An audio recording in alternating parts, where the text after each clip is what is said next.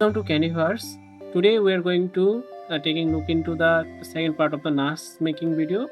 Basically, we are today configuring the NAS. I'm opening it. Give the IP address here.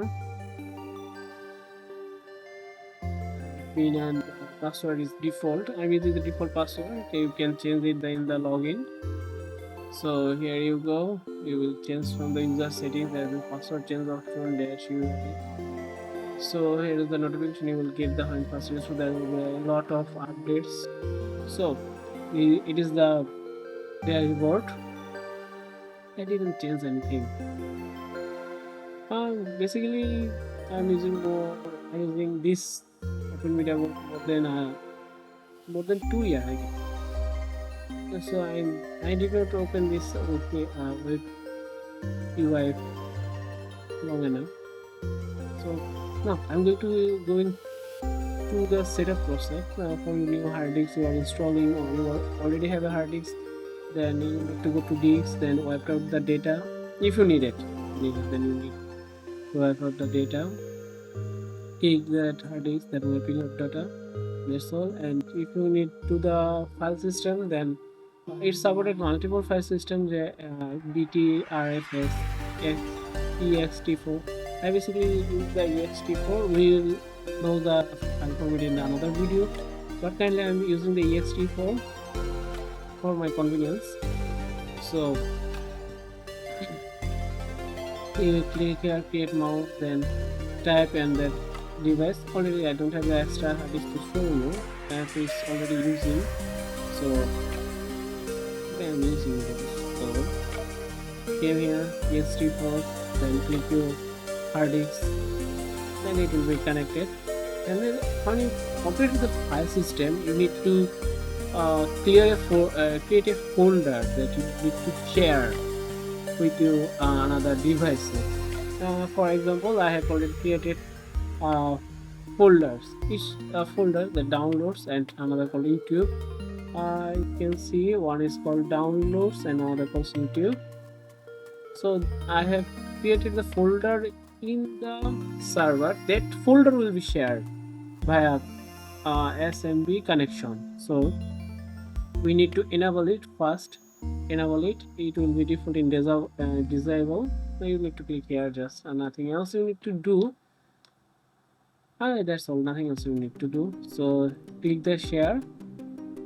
If you wanted it to share without the user, you can share it without users. But if you need to create user and group, then you can go here, create username. Basically I'm using personally, and I do not need to so many create user, but for the purpose of the video I created a user, and there you can go create username, password.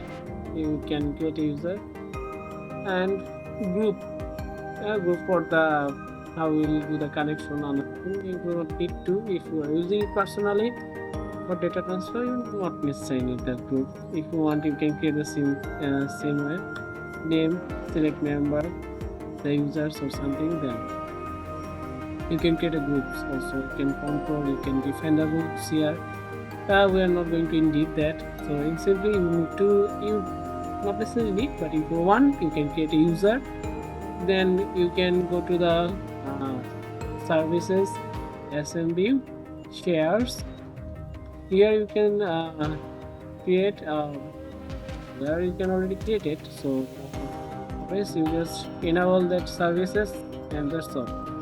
Mainly click the plus button here, enable, say the folder name, and you do not need nothing else. It will automatically share when you open in your Windows part. So it will be shared, and it's not in the public mode because I'm using it in the personal network, so local network. There's not comment, it will just share browsable. Okay, that's all. It's basically simple. One step is the disk. You connect the disk, file system. You just make the file system format. Then you create a folder as your needs. That can be anything. And then share with the SMB for Windows Phone. We have the RSC, NFS, SSS. Yeah, I do not need those. So more than 2 years, I'm just using this.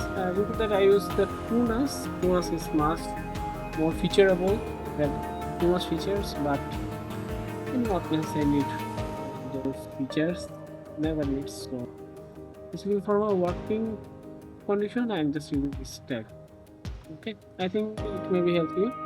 If you have any question, you can comment. Give me a thumbs up.